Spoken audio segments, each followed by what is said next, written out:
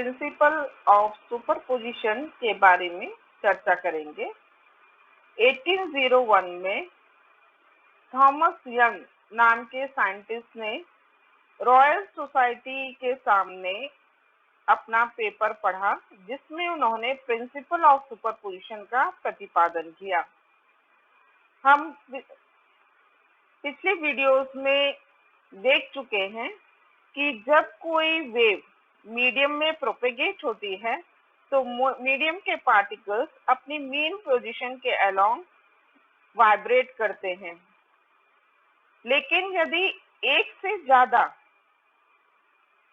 Wave medium में propagate हो रही हैं तो कोई particle given instant of time पे उसका डिस्प्लेसमेंट कैसा होगा, इसे प्रिंसिपल ऑफ सुपरपोजिशन बताता है।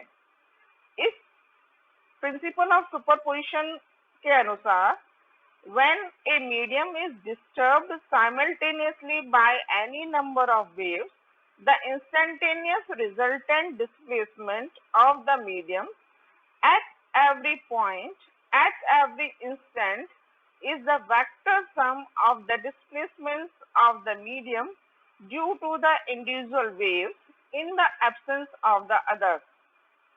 इसका मतलब ये है कि मान लीजिए किसी मीडियम में एक से ज्यादा वेव प्रोपेगेट हो रही हैं, तो किसी गिवन इंस्टेंट ऑफ टाइम पे किसी गिवन पार्टिकल का जो रिजल्टेंट डिस्प्लेसमेंट होता है वो उन सब का वेक्टर सम होता है, उन सब डिस्प्लेसमेंट्स का वेक्टर सम होता है जो कि एक इंडिविजुअल वेव के कारण डिस्प्लेसमेंट होता है, जबकि बाकी डिस्प्लेसमेंट एब्सेंट हो। मतलब इसको इस तरह से हम समझ सकते हैं, समझें कि मान लीजिए कि कोई वेव है जिसके कारण कई सारी वेव्स हैं जो ट्रैवल कर रही हैं, जिसके कारण किसी मीडियम में किसी पार्टिकल का जो डिस्प्लेसमेंट है किसी एक वेव के कारण E1 है, जबकि बाकी वेव प्रोपेगेट नहीं कर रही होती तब E1 है। और दूसरी वेव के कारण यदि डिस्प्लेसमेंट E2 है, यदि बाकी वेव्स प्रोपेगेट नहीं कर रही होती, वैसे ही E3 है बाकी वेव्स के एब्सेंस में। तो जो फाइनल, यदि अब सारी वेव्स प्रोपेगेट हो रही हैं तो जो फाइनल डिस्प्लेसमेंट होगा वो E equals to E1 plus E2 plus E3 होगा, जो कि ये वेक्टर सम है, जहां E1, E2, E3 वेक्टर्स हैं। एक बार दोबारा से समझ लीजिए कि मान लीजिए कोई मीडियम है जिसमें कोई वेव प्रोपेगेट हो रही है, जिसके कारण किसी गिवन इंस्टेंट ऑफ टाइम पे किसी गिवन पार्टिकल का डिस्प्लेसमेंट E1 है। अब मान लीजिए कोई दूसरी वेव है, जबकि और वेव प्रोपेगेट नहीं हो रही हैं, तब उस पार्टिकल का डिस्प्लेसमेंट E2 है। किसी तीसरी वेव के कारण E3 है, जबकि E1, E2, E4 सब एब्सेंट हैं। तो जब ये सारी वेव एक साथ प्रोपेगेट होती हैं, तब फाइनल जो डिस्प्लेसमेंट होगा उस पार्टिकल का वो इन सब डिस्प्लेसमेंट्स का वेक्टर सम होता है। ये सुपरपोजिशन प्रिंसिपल कहलाता है। आप इसे इस तरह से देख सकते हैं। एग्जाम्पल, अब मान लीजिए कोई एक पार्टिकल है, हम केवल दो वेव्स को ले रहे हैं कि जब कोई एक गिवन इंस्टेंट ऑफ टाइम पे कोई पार्टिकल का डिस्प्लेसमेंट E1 वेव, एक वेव के कारण E1 है, जबकि दूसरी वेव एब्सेंट है, और दूसरी के कारण E2 है, जबकि पहली वेव एब्सेंट है। लेकिन अब जब दोनों वेव एक साथ ट्रैवल कर रही हैं तो जो फाइनल डिस्प्लेसमेंट कैसे डिसाइड होगा, ये जो E1 है और E2 इनका वेक्टर सम होगा। तो चूंकि E2 का जो डायरेक्शन है E1 के अपोजिट है, तो जो वेक्टर सम होगा वो E1 माइनस E2 होगा। दूसरे हम एक और एग्जांपल लें। ये कोई पार्टिकल का, किसी पार्टिकल का डिस्प्लेसमेंट इस तरह से है कि एक वेव के कारण जो डिस्प्लेसमेंट है वो E1 है, जबकि दूसरी वेव एब्सेंट है, और दूसरी वेव के कारण जो डिस्प्लेसमेंट है वो E2 है, जबकि पहली वेव एब्सेंट है। तो जब दोनों वेव एक साथ उस पार्टिकल से होके गुजरेंगी तो उसका जो रिजल्टेंट डिस्प्लेसमेंट होगा वो इन दोनों का वेक्टर सम होगा। तो चूंकि दोनों का डिस्प्लेसमेंट का डायरेक्शन एक ही है, इस कारण से ये दोनों जुड़ जाएंगे। वेक्टर सम इनका वेक्टर सम होने के कारण ये दोनों जुड़ जाएंगे। इसको एक और तरीके से देखें। ये मान लीजिए दो वेव्स हैं, ये एक वेव है और दूसरी वेव है, जो दोनों एक दूसरे के ऊपर सुपर इम्पोज हुई हैं। तो अब आप देखिए, ये जो डिस्प्लेसमेंट है, जो मैक्सिमम डिस्प्लेसमेंट है, उसका डायरेक्शन ये है। वैसे ही एक वेव के कारण जो मैक्सिमम डिस्प्लेसमेंट है उसका भी डायरेक्शन ये ही है।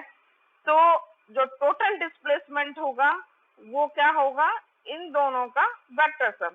ये भी इसी डायरेक्शन में है, ये भी इसी डायरेक्शन में, तो टोटल जो टोटल डिस्प्लेसमेंट होगा वो वेक्टर सम होगा। ये हम क्रस्ट मतलब सुरंग के बारे में बात कर रहे हैं। गर्त को भी आप देख लें, गर्त माने ट्रफ को, कि इसका जो डिस्प्लेसमेंट है भले ही नेगेटिव डायरेक्शन में है, लेकिन दोनों का ही डिस्प्लेसमेंट एक ही डायरेक्शन में है। तो चूंकि वेक्टर सम इसी डायरेक्शन में आएगा तो एम्पलीट्यूड बढ़ जाएगा।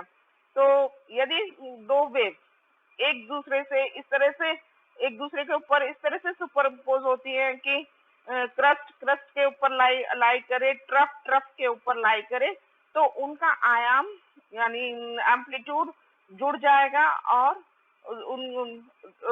जो वेक्टर सम होगा वो इससे भी ज्यादा मिलेगा। क्योंकि जुड़ रहा है तो रिजल्टेंट वेक्टर का इन दोनों के रिस्पेक्ट में काफी बड़ा होगा। तो जब आप इंटेंसिटी की बात अगर करें तो इंटेंसिटी एम्पलीट्यूड के स्क्वायर के प्रोपोर्शनल होती है, और चूंकि एम्पलीट्यूड जुड़ रहे हैं दोनों के, तो जो स्क्वायर होगा तो रिजल्टेंट जो एम्पलीट्यूड होगा, रिजल्टेंट जो इंटेंसिटी होगी वो काफी ज्यादा होगी। यदि ये दोनों बराबर हैं, यदि ये जो एम्पलीट्यूड है, आयाम यदि दोनों वेव्स के बराबर हैं, तो मान लीजिए I0, मान लीजिए इसका भी I0, यदि दोनों के बराबर है I0 और I0, तो जो रिजल्टेंट आयाम है I0 ना लीजिए, इंटेंसिटी को हम I0 लेते हैं। तो मान लीजिए जो E1 ही ले लेते हैं, इसका E1 है, इसका भी E1 है, तो ट्वाइस E1 हो जाएगा। जो वेक्टर सम होगा that will be twice E1।